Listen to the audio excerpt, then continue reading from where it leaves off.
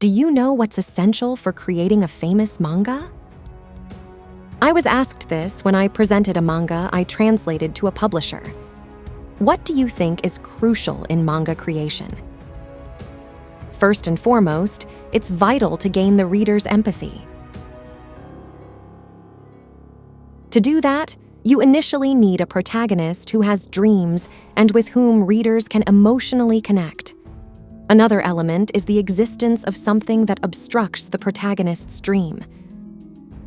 The more this entity makes the reader uncomfortable, the more effective it is. Indeed, there are probably many despicable characters in One Piece that have irritated you. I'd like to know which character you most want to punch. For me, it's Crocus, who told a significant lie. In the final arc, I believe the most disgusting organization will obstruct Luffy's dream. Yes, it's the world government. What exactly have they done? This has been gradually revealed from chapter 1095. Until now, One Piece has focused on Luffy's adventures, but recently the entire world has come into focus. What they have been doing for the past 800 years will likely become increasingly clear, and I think the Buccaneers are representative of the victims in that history. Amazingly, Kuma and the Five Elders first appeared in the same chapter 233. Over 20 years have passed since then. Perhaps the story of the grudge between Kuma and the world government was decided more than 20 years ago. The most compelling evidence for this stems from the fact that this chapter was published in 2002. Perhaps a few of you had an aha moment when you heard that year. One Piece started its serialization in 1997, and it was initially anticipated to conclude after 5 years. However, it has now been running for 25 years, a whopping 5 times longer than initially planned. This likely transpired due to One Piece's explosive popularity and a subsequent reshuffling of the plot. Therefore, there was a need to reacquaint readers with the world of One Piece, making it plausible that this pivotal chapter was introduced in 2002, 5 years into the serialization. In fact, the vital characters for the concluding chapters make their appearances in chapters 233 and 234. I think this chapter is more important than others, and its cover might be blacked out for that reason. The chapter starts with the protagonist, Luffy. His goal is to become the Pirate King, but the end of his dream is not yet clear. Personally, I think the word romance will be key concerning the end of his dream. If you rearrange these hiragana, romance becomes Marin. The title of One Piece Episode 1 is Romance Dawn, and Chapter 233 starts with a scene that most satisfied us readers. Yes, the scene where Luffy punches Bellamy, who was the best at annoying readers at that time. But do you remember why Luffy punched him? It's because Bellamy trampled on the romance of the diamond-head old guy. From this, you can understand the importance of romance in the One Piece story. By the way, I think it's also important that Luffy called Bellamy friend 2 years later.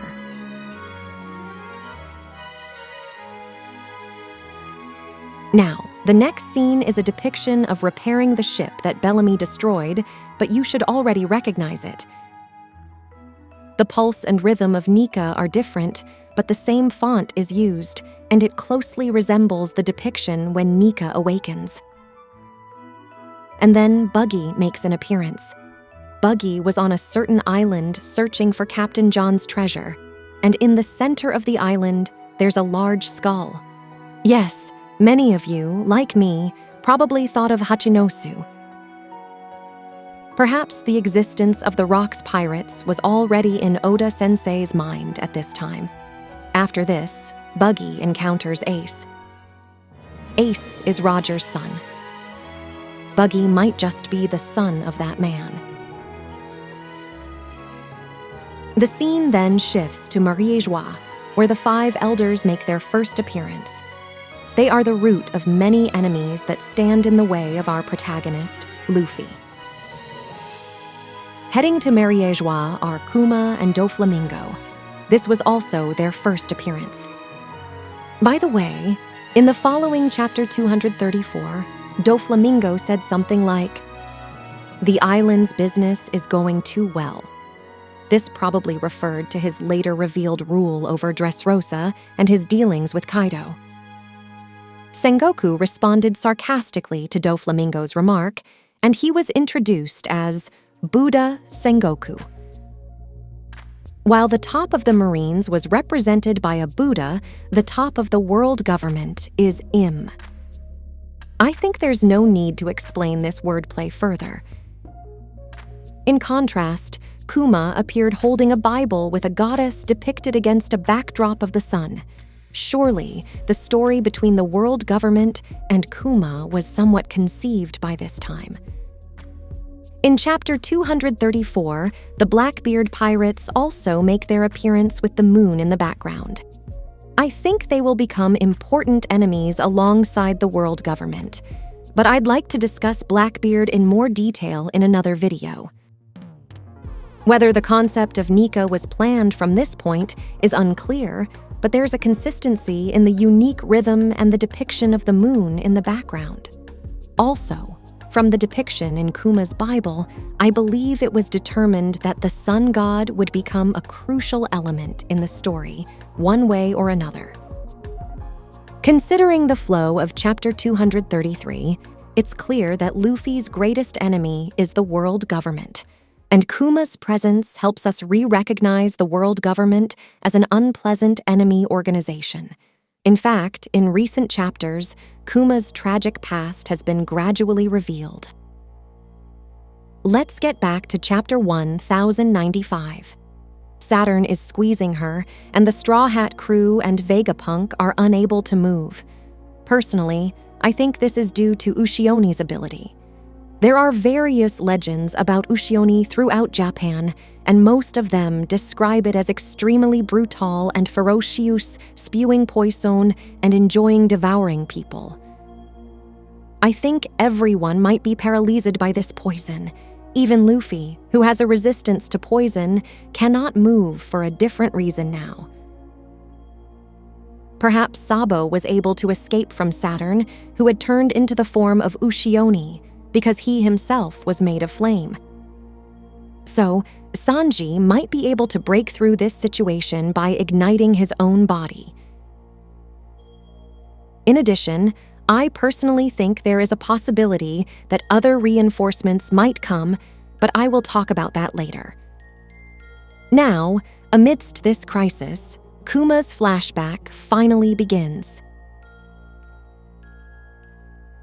In this video, I theorized that Kuma's tribe and the ancestors of the Lunarian tribe might be the tribe of Nika, and perhaps I was not entirely wrong. I will reintroduce the basis for that. Kuma is from the Sorbet Kingdom, and the Lunaria tribe to which Albul belongs. Both names seem to represent the sun and the moon, respectively. This suggests that while the Lunaria tribe has a name associated with the moon, Kuma's race might be related to the sun. Let's look at Nika's description. Awakening grants the rubber body even more arm strength and freedom, a power that's said to be the most ludicrous in the world. While gaining freedom through awakening sounds typical of Nika, the addition of arm strength seems to be another significant characteristic of Nika. In the original version, it was not the power of Nika's entire body that was mentioned, but rather the strength of his arm. While this word, wanryoku, indeed translates to physical strength using Google Translator, its meaning in Japanese is distinctly different. It literally means arm strength. Scenes showing Nika's arm strength augmenting reminds one of Kuma's arms. Jinbei's accounts suggest that Vegapunk was enamored by Kuma's latent muscular strength, leading me to think there's a connection between Nika's strength and Kuma's potential muscle power. Regarding Nika, as mentioned in this video, the goddess illustrated in the book Kuma holds and the bronze statue in Flavance might be modeled after Nika. This brings to mind the Statue of Liberty. The theme of freedom resonates with both Nika and the Statue of Liberty. The tablet in the Statue of Liberty's left hand recalls the Bible Kuma always holds in his left hand. Moreover, the torch in her right hand is reminiscent of the flames on the backs of the Lunaria tribe members. Albel's mask ornament also slightly evokes the Statue of Liberty.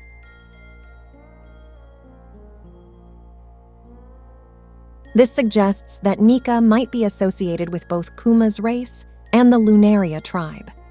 Personally, I believe there's a possibility that Nika could be an ancestor of both Kuma's race and the Lunaria tribe. I will also organize the information revealed in Chapter 1095. According to Ivankov's statement, it seems that the Buccaneer tribe has the blood of the giant tribe, and their muscular strength is naturally strong. There are no visible characteristics like the Lunarian tribe, but the upper body is unusually developed compared to the lower body. Regarding Nika, he turns into a giant under certain conditions. Also, the strength of the arms is mentioned as a characteristic of Nika, and the enhancement of arm strength was prominently shown in Chapter 1094 as well. For details about the connection between Nika and the giant tribe, please check after this video. In addition, it seems that the legend of Nika, the warrior of liberation, has been passed down through generations in the Buccaneer tribe. And Kuma's father said this: "Nika will someday take you to the free seas, under the sun." This phrase is a significant keyword within One Piece. Do you remember the person who died wishing for this? It's Otohime. The Fishman tribe is also a discriminated tribe. Considering that Joy Boy sent an apology letter to the mermaid princess, it is thought that he apologized for not being able to take the mermaid princess to the sun. That means, even though he awakened Nika's power, he might be regretting not being able to fulfill that mission. Or it might simply be an apology for an affair. There is another person who would have inherited and believed in this legend of Joy Boy from their ancestors. It's Arbel.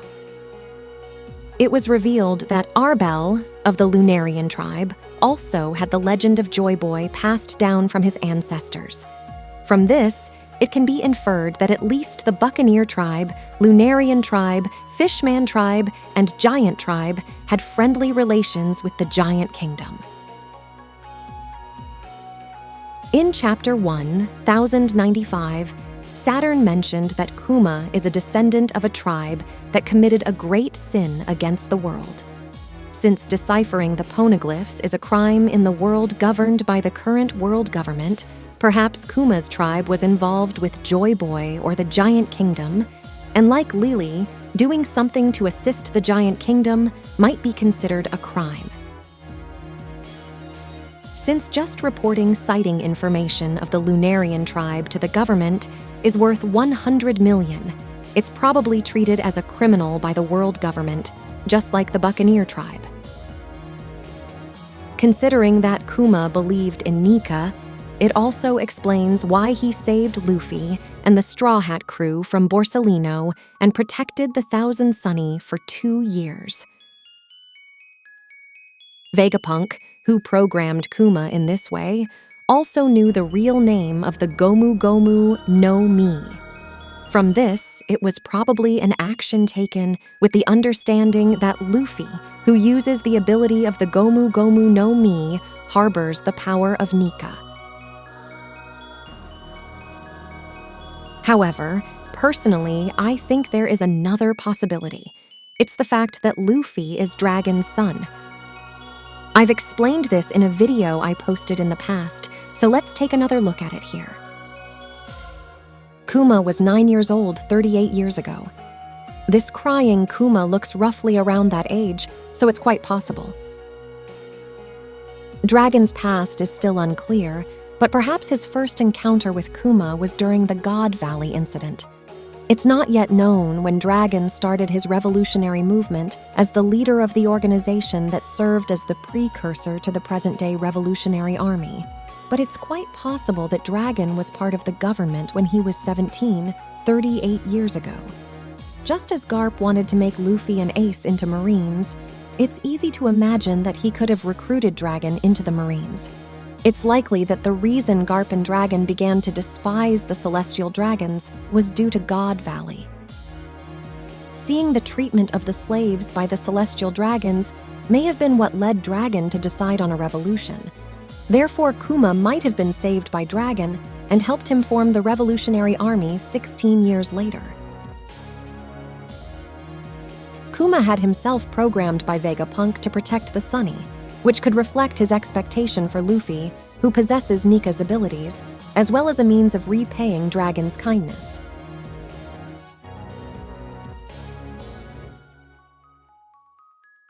In Chapter 1074, Mark III used a technique called Bubble Shield. This seems to allude to Kuma, who acted as a shield for the Sunny at Sabaody Archipelago. Moreover, the name Mark III is likely derived from Kuma-san, as in Japanese, San translates to 3. Kuma subsequently became the king of the Sorbet Kingdom, but the consistent contradictions in the characters' descriptions of Kuma continues to perplex readers. Let's look at Jinbei's explanation of Kuma from Chapter 1064. He was the wicked king of the former Sorbet Kingdom and was driven out of the country by his own citizens and became a pirate. He was later captured by the Navy and given a life sentence. Due to Dr. Vegapunk's admiration for Kuma's inherent physical prowess, he became one of the 7 warlords of the sea in exchange for undergoing body modifications and participating in clone development. This is likely the widely accepted truth about Kuma in the world of One Piece. However, this is merely an image. Those close to Kuma unanimously hold an opposing view. As Ivankov mentions in Chapter 560, when Doflamingo explains how Kuma became a human weapon for the world government. Don't lie. Kuma despises the government. He would never offer his life to the government. While Kuma is known to the public as a tyrant, Sabo refers to him as a kind Kuma. Additionally, Bonney insists Kuma wasn't a tyrant and would never cooperate with the world government, which he detested. Was he truly a tyrant? If not, why is he perceived as such? I believe there are some clues in SBS. Here are images of young Kuma and young Bonney. Their clothes are in tatters. Since his back is covered with firewoods, it's reasonable to assume it was after he was freed from slavery. I guess he wanted to hide the mark. Either way, it's puzzling that despite being the king of the Sorbet Kingdom, Kuma's clothes are ragged. The same applies to Bonney. Despite being the daughter of a king, her clothes are tattered.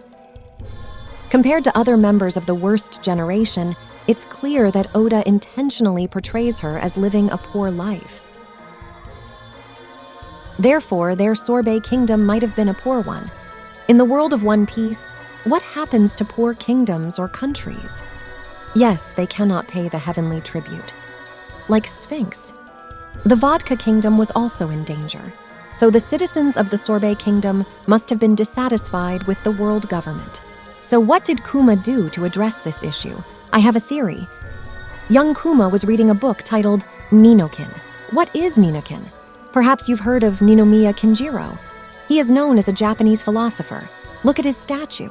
Yes, we can see that a young Kuma was inspired by this statue. You can see this statue in many schools throughout Japan. He helped the poor and needy by carrying out rural reconstruction in various parts of Japan. Ninomiya took steps to stabilize the livelihood of farmers. So, Kuma might have also helped the poor and needy. I think Kuma dared not pay the heavenly tribute to protect his citizens' lives. What does this mean? Let me explain everything. First of all, let's look at Lindeberg's statement. Since Kuma was the former king of a country allied with the world government, they decided to make him an example for the world. They wanted to show that the strength of an individual is irrelevant. This is their example of what happens when you challenge the gods. In other words, it is a fact that Kuma, being a king, had rebelled against the world government. But how did he resist? As I mentioned earlier, he, as the king of Sorbet Kingdom, dared not pay the heavenly tribute. His aim was also to free his citizens from the life of having to pay this tribute. Considering his apparent belief in liberation, it seems plausible that he would want to free his people from the world government's shackles. However, do you remember what happens if one cannot pay the heavenly tribute? This means losing human rights in the world. As Marco mentions, this is what happens to most non-allied nations. Pirates and kidnappers run rampant. Soon the place is overrun by anarchy. Hence, many pirates and kidnappers also targeted his kingdom, Sorbet. Therefore, I believe he crushed these bandits and world government officials one by one. This fact could have been manipulated to give the impression that he was behaving brutally towards his citizens, leading to him being called a tyrant. This is not because Kuma started a reign of terror. As Perona mentions, the man who as a pirate committed all sorts of atrocities. If he were really a tyrant, there would be no need for the phrase "as a pirate" in this sentence. This is similar to how Zoro was still referred to as the pirate hunter after he joined Luffy's crew, even though he was no longer a bounty hunter.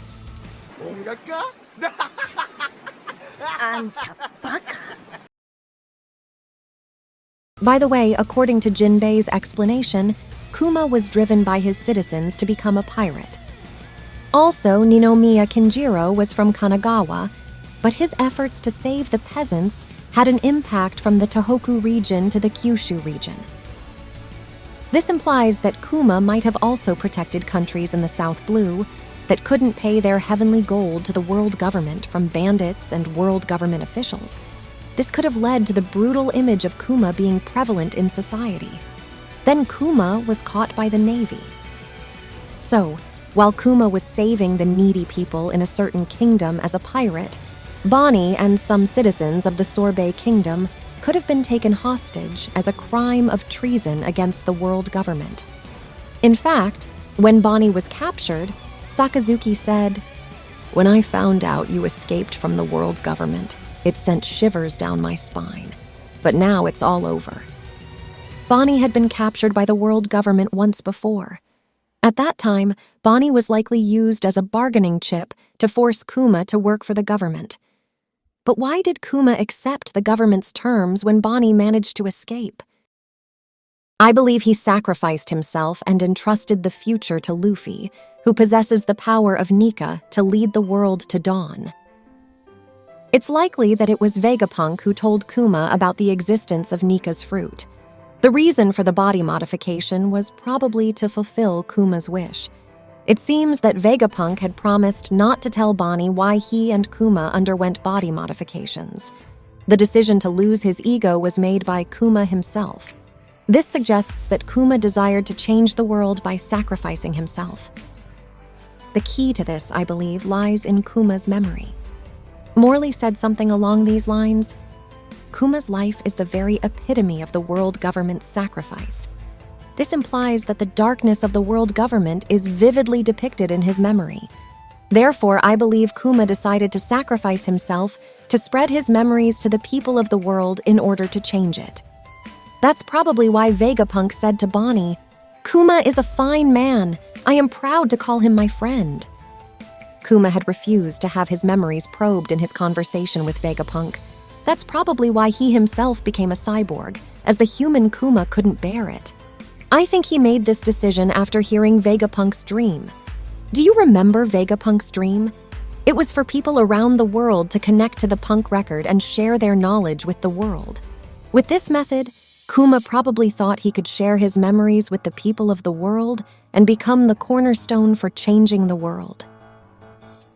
I believe Kuma becoming a slave to the celestial dragons and his return to Mariawa are also related to this. He probably recorded all scenes of being treated as a slave.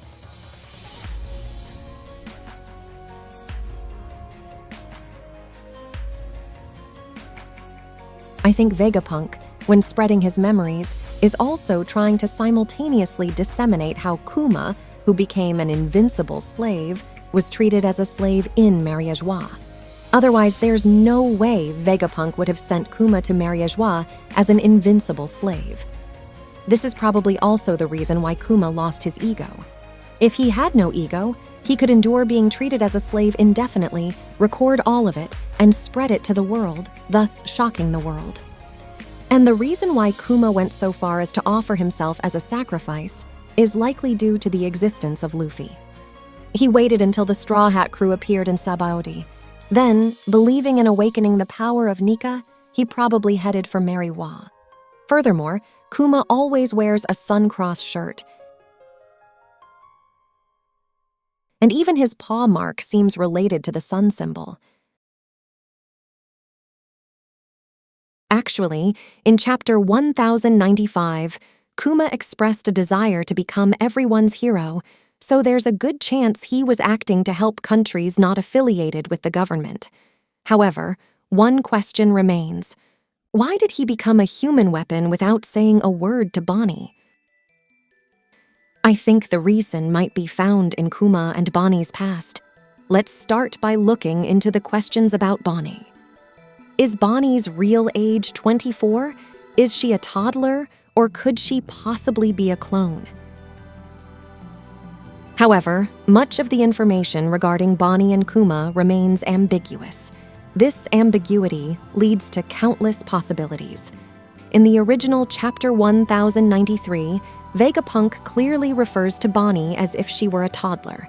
This isn't a new theory, but the fact that Bonney appeared from the sea in the form of a toddler might have been an essential clue. However, this raises many questions. First, Kuma, who was holding the childlike Bonney, clearly looks younger than the current Kuma. This couldn't have been just a few years ago. And if her true age is that of a child, it's hard to believe she would have the knowledge to form a pirate crew and navigate the new world. Given that, it's possible that all of Bonney's crew members have some kind of twisted fetish or inclination. Moreover, do you remember what Bonney said when she arrived at Egghead? Luffy asked her. "Have you been here before?" To which Bonney replied, "When I was a child. It was just a regular research facility back then." Let's focus on the Japanese phrase, kodomo no koro. This expression is typically used by adults reflecting on their childhood. It's odd for a child to refer to their own time as, "when I was a child." Furthermore, Bonney mentioned that Egghead used to be a regular research facility. Advancing research takes a certain amount of time, so it's likely that a significant number of years have passed since she first visited Egghead. Additionally, Bonney mentioned that the last time she met Vegapunk, his head wasn't an apple, but was so long it could reach the giants. 22 years ago, his head was still growing.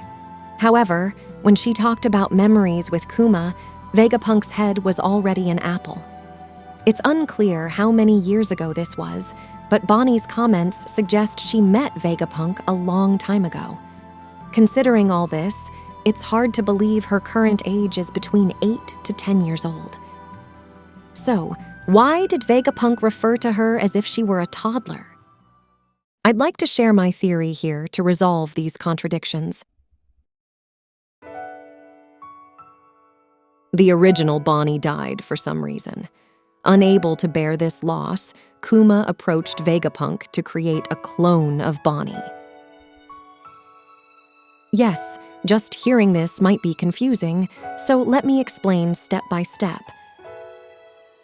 I believe there's a reason Vegapunk turned Kuma into a human weapon and why Kuma was so adamant about not revealing his memories. This shocking truth is that the original Bonney is dead. There could be various reasons for this. Firstly, the world government. Kuma founded the Revolutionary Army with Dragon 22 years ago. Starting a revolutionary movement for him must have had a significant reason. It's natural to think that he decided to overthrow the government because his daughter was killed by the celestial dragons or the world government without any cause. Another theory is that Bonney was killed due to Kuma's actions. According to Jinbei, Kuma was called a tyrant, leading to his exile from his country.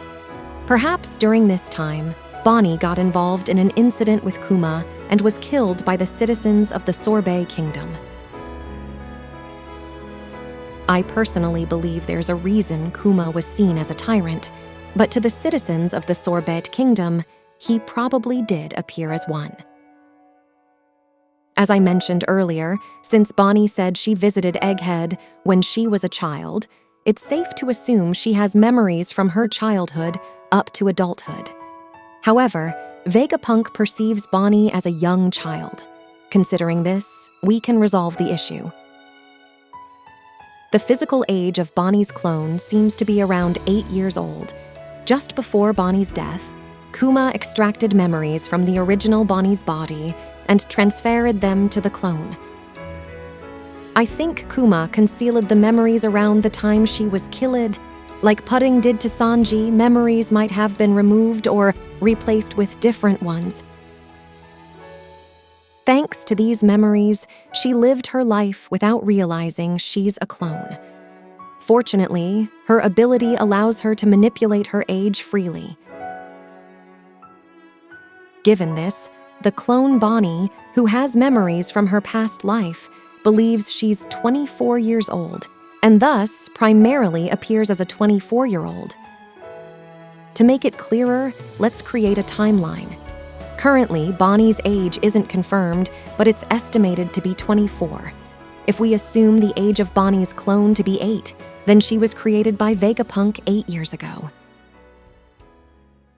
In the case of the Jerma, soldiers mature in 5 years, but Bonney probably grows at the same rate as a regular human. Since Bonney primarily appears as a 24-year-old now, she would have been 16 8 years ago. This means the original Bonney died at some point when she was 16. When the clone was created 8 years ago, if Kuma's ability transferred memories up to the age of 16 and her age manipulating ability to the clone, she would believe she's 16 and could appear as a 16-year-old. This age is just an example, as there's no confirmed information yet. Now, I'll address the questions that I'm sure all of you watching this video have. One of the main points is that Bonney's ability doesn't have a permanent effect on living beings. We've seen that with Vegapunk, who reverted to his original form within a day. If she were truly an 8-year-old clone, maintaining a 24-year-old appearance would be impossible. However, there might be a linguistic trick in Japanese that can explain this. Let's look at the description of her ability. Don't worry, my power doesn't have a permanent effect on living beings. The key word here is living beings. While Vegapunk referred to Seraphim as the pinnacle of humanity, clones might still be considered living beings. But clones are undeniably artificial. The Japanese term seibutsu is used here, which means living organism. Its definition includes something that lives, is active, and reproduces. Do you remember the term hanshoku? It was used when Satan referred to humans as mere bugs.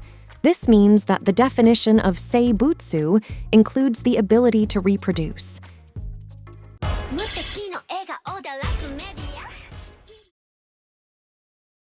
It's still unclear in the world of One Piece if clones can reproduce. and there's no known instance of it. This suggests that clones might not fall under the category of living beings that Bonney mentioned, allowing her to maintain her 24-year-old appearance. Interestingly, despite being a young woman, Bonney seems to lack a sense of sexual shame. She freely exposes her chest and often sits with her legs apart. Perhaps, as a non-reproducing clone, she lacks a sense of sexual shame, leading to such behavior. Instead of sexual desires, she might have a voracious appetite. While S-Snake inherited Hancock's memories and has feelings for Luffy, it's unclear if she has any sexual desires.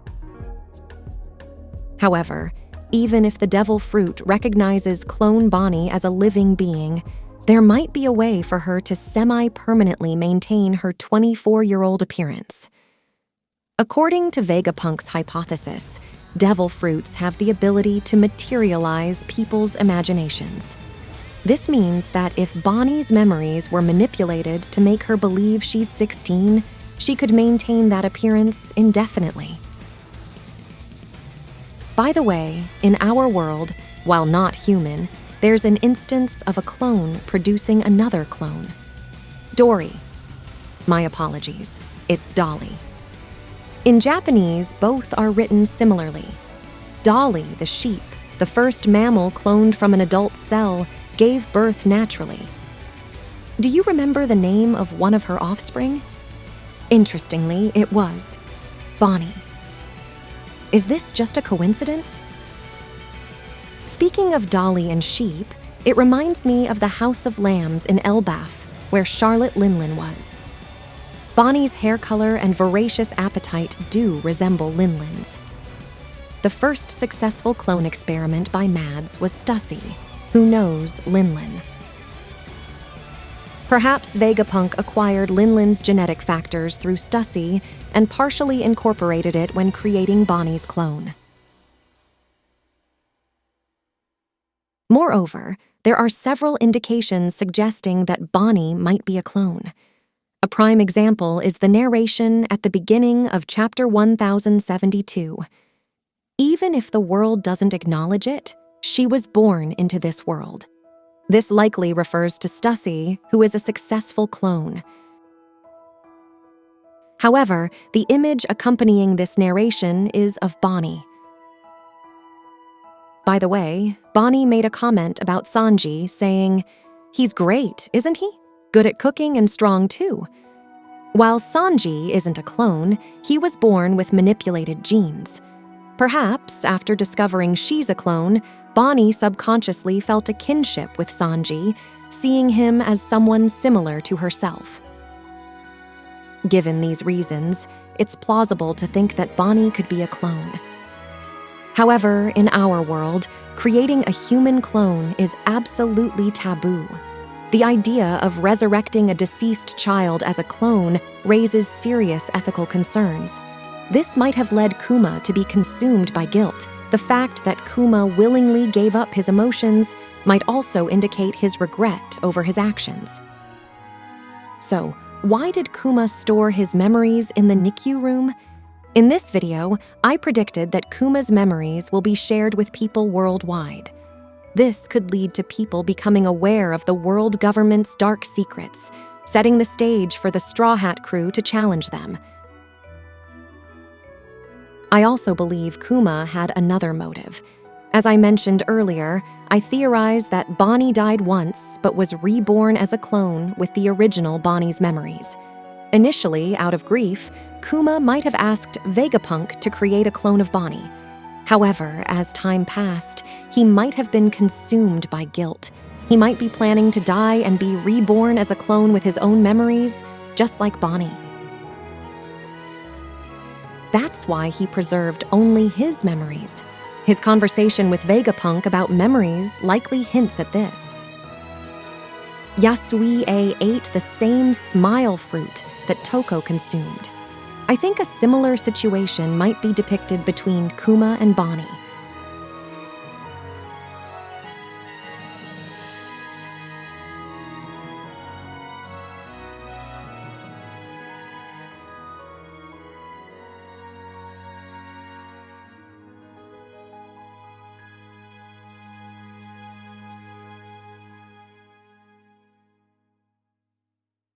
So far, I've shared my thoughts and analysis regarding Kuma and Bonney.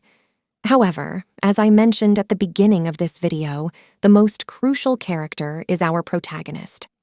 While Kuma wanted to become a hero who saves those suffering without freedom, Luffy does not aspire to be a hero. So, how does Luffy end up fighting against the world government? Let's think about this together. Personally, I think this will become clear by chapter 1100. Let's take a moment to look at a letter from Oda-sensei from Jump Festa 2019. Are you enjoying Oden Kozuki's adventure? I'm writing while wondering how much I should hide. I might accidentally draw everything about One Piece. However, once this flashback ends, the importance of Luffy and his crew's adventure and the significance of their battles should become clearer. Although Luffy isn't thinking about such things. Indeed, it was revealed in the Wano Kuni arc that the devil fruit Luffy ate was the human fruit, model Nika. Additionally, since Zunisha also called Luffy Joy Boy, it seems that Luffy is destined to oppose the current world government. Luffy is a warrior of liberation and a figure who will lead the world to dawn. However, the crucial point, as Oda-sensei also mentioned in his letter, is that Luffy doesn't want to defeat the world government, nor is he saving countries out of goodwill or aspiring to be a hero. Luffy has always challenged numerous enemies to help his friends and comrades. However, those actions have consequently liberated many countries and citizens from oppression. So, what is it that Luffy is unconsciously liberating next? Probably the world.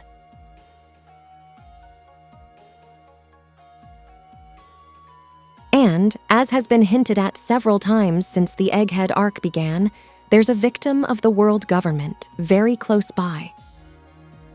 It's Bonney. Bonney said this. My father told me he is from a special race. So what? That's no reason to force experiments, no reason to allow killing. Chopper seemed interested in the special race part, but Luffy was entirely in agreement with Bonney's viewpoint. From this, it's undeniable that meeting Bonney will be a significant trigger for Luffy to fight against the world government. Additionally, the fact that Vivi is currently being targeted by Im will also likely be one of the reasons for the battle against the world government. I'd like to talk about this in another video, so if you're interested, please hit the like button and let me know. I think that during the Egghead arc, Luffy will learn about Bonney and Kuma's past. He might be told the truth by Saturn. I believe that a dark truth about the world government, probably even more disgusting than Orochi in Wano Kuni, will be revealed. Upon learning this, Luffy will likely decide to overthrow the world government for Bonney's sake first and foremost. After all, the world that Luffy aims for is one where his friends can eat their fill. Given that there have been multiple instances depicted of the celestial dragons complaining about not being able to order meals freely, it wouldn't be an exaggeration to say that they have been taking food from people all over the world up until now. Now, let's recap the countries and friends Luffy has saved so far. Vivi from the Alabasta Kingdom, Shirahoshi from the Ryugu Kingdom, Rebecca from the Dressrosa Kingdom, Momonosuke and Tama from Wano Kuni. They all have something in common. Yes, for some reason, they have all lost their mothers. I believe that in the final chapter, Bonney from the Sorbet Kingdom will fit this pattern. Although it hasn't been revealed yet, it's safe to assume that her mother has already passed away. In the Alabasta Kingdom, there was a national crisis due to Crocodile's attempted coup. In the Ryugu Kingdom, the new Fishman pirates, led by Hody, planned a coup. Dressrosa Kingdom had been under Doflamingo's control for 10 years. Wano country began to be ruled by the Kurazumi family with Kaido's help 26 years ago, and 20 years ago, when Odin died, Wano country completely fell into the hands of Orochi and Kaido. Due to such dominations, citizens in each country lived in fear or forgetting their loved ones. Especially in Dressrosa, which was under pirate control for 10 years, and Wano country for over 20 years. There is a group that has maintained control on a global scale for even longer: the Celestial Dragons. They have ruled the entire Blue Sea for 800 years. Even in countries not controlled by pirates, the people of the One Piece world do not have complete freedom. As long as the current world government exists, all countries must pay heavenly tribute to the Celestial Dragons. Otherwise, they lose their human rights and are auctioned off as slaves or treated as such. In other words, the world of One Piece won't change unless the root of this domination is eradicated. The countries Luffy has saved so far have been victimized by pirates. However, the root cause of this is the existence of the current world government. The royal families of Alabasta and Dressrosa were threatened by pirates hired by the government through the 7 warlords system adopted by the world government. Hody hated humans, but the root cause was discrimination against fishmen across generations. I believe the root of this discrimination is the current world government. It's clear when you see how fishmen were originally classified as fish and the attitude of the Celestial Dragons toward fishmen. Regarding Kaido's rule in Wano Kuni, at first glance, it seems unrelated to the world government. However, tracing back to the roots, Kaido's belief that military power is the true authority stems from his birthplace, the Vodka Kingdom, which was manipulated by the system of heavenly tribute to the Celestial Dragons. As a result, he was exploited politically and chose the path of becoming a pirate. Probably, Kuma, too, suffered from the world government's victimization as the king of the Sorbet Kingdom. Especially in Alabasta and Dressrosa, the kings were made out to be villains, and it can be presumed that the same thing happened to the Sorbet Kingdom. Therefore, I think the reason Kuma was called a tyrant is due to the world government's manipulation of information and memories. In fact, Morley mentioned that Kuma's life itself is a victim of the world government. Although detailed information has not been revealed yet, there is a high possibility that the world government was involved in Kuma being called a tyrant and being expelled from the country. For more details, please check this video if you're interested. Interestingly, there's a sense of déjà vu when it comes to the relationship between Kuma and Bonney. It's reminiscent of the relationship between Rebecca and Kuros. Their parent-child relationship is strikingly similar. Firstly, we have a daughter with pink hair and a robust father. Kuma was called a tyrant, but Kuros was originally a hot-blooded delinquent. Kuma's memories were erased when he became a human weapon, now stored in the NICU room. Conversely, Kuros was erased from others' memories due to Sugar's ability. Memory is one of the most crucial concepts in the world of One Piece, because when you die, it's when you're forgotten. The name of the country Kuma ruled was the Sorbet Kingdom. This katakana means sun in Japanese. Kuros's hat also has the word sol engraved on it, which translates similarly in Japanese. By the way, sunflowers, which evoke the sun, are related to both Bonney and Rebecca. There's a depiction that suggests Kuma lost a leg during a battle with Sakazuki. Kuros also lost a leg. And in chapter 1092, Sakazuki called Kuma, who lost both will and heart, a puppet. Kyoros was also turned into a toy by Sugar. By the way, Rebecca was able to recover Kuros's memories and cried. Similarly, Bonney peered into Kuma's memories and wept bitterly. The Dressrosa arc depicted Doflamingo's rule, which might be a microcosm of the world government's control structure over the Blue Sea. From this, it can be inferred that just as Rebecca and Kuros's tragedy was brought about by Doflamingo, Kuma and Bonney's tragedy was likely brought about by the world government. Considering these common points, the reason Kuma headed to Redport in Chapter 1067 might be explainable. After returning to the Kamabaka kingdom from Mariajois, Kuma was quiet for a while. However, he suddenly started moving. Do you remember what happened just before Kuma started moving in Chapter 1067? Bonney fainted. Kuros started moving to take down Doflamingo as soon as he returned to his original form when Sugar fainted. Similarly, it might be reasonable to think that Kuma started moving to help Bonney when her fainting was somehow conveyed to him. It seemed meaningless to make Bonney faint in the story here, but if it was a scene used as a trigger to get Kuma moving, it makes sense. Kuma continued to protect the Straw Hat Crew's ship for 2 years, despite losing his will. Similarly, a program might have been implemented to fly to her when Bonney fainted. So, why could Kuma sense Bonney's fainting?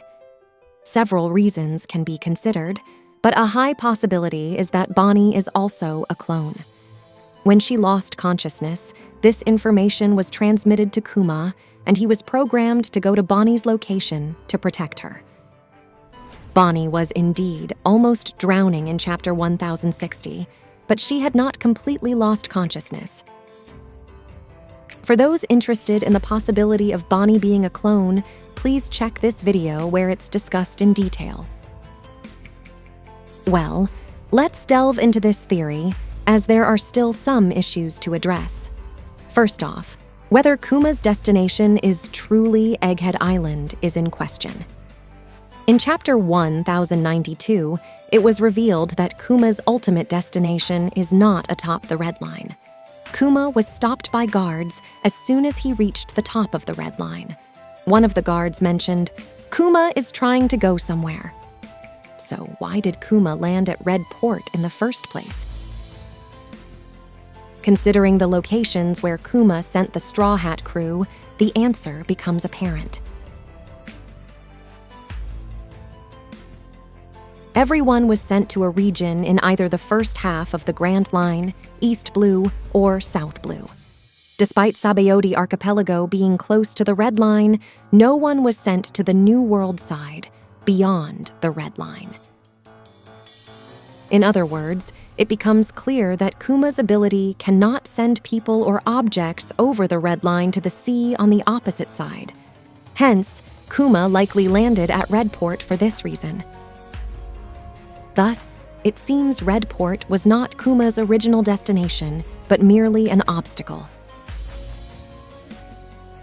And, as mentioned at the beginning, the current situation is critical, especially with Saturn making an appearance.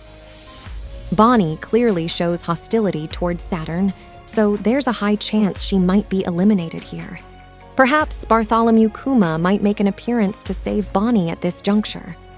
Perhaps, in this moment, Kuma might lay down his life to shield Bonney. Though devoid of emotions, there's no cause for concern. Nika is present. Undoubtedly, upon witnessing Nika, Kuma will bestow upon Bonney the most heartfelt gift, gracefully concluding his journey. All with the most radiant, unforgettable smile.